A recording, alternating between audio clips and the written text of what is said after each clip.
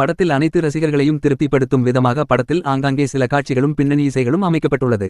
குறிப்பாக கிளைமேக்ஸ் காட்சியில் வரும் தோனி, அப்போது இசைக்கப்படும் படையப்பா தீம், அதன் பின்னர் இசைக்கப்படும் மங்காத்தா தீம் என அனைத்துமே ரசிகர்களை குஷிப்படுத்தியது.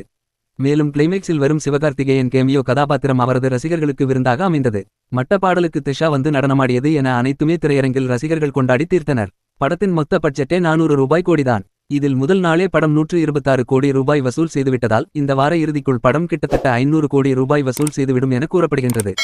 இது படத்தினை தயாரித்த தயாரிப்பு நிறுவனத்திற்கு லாபத்தை அசால்ட்டாக ஈட்டிக் கொடுத்துவிடும் என கூறுகின்றனர்.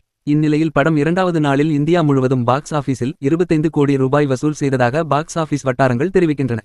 ஆனால் படம் உலகம் முழுவதும் எப்படியும் 100 ரூபாய் கோடிகளை வசூல் செய்திருக்கும் என கூறப்படுகின்றது. இதனால் முதல் 2 நாளில் படம் 230 ரூபாய் கோடிகளுக்கும் மேல் வசூல் செய்திருக்க வாய்ப்புள்ளது என கூறப்படுகின்றது. மேலும் இன்றும் நாளையும் விநாயகர் சதுர்த்தி மற்றும் வார இறுதி நாள் என்பதால் படத்தின் வசூல் இன்னும் அதிகரிக்கும் என படக்குழு நம்புகின்றது.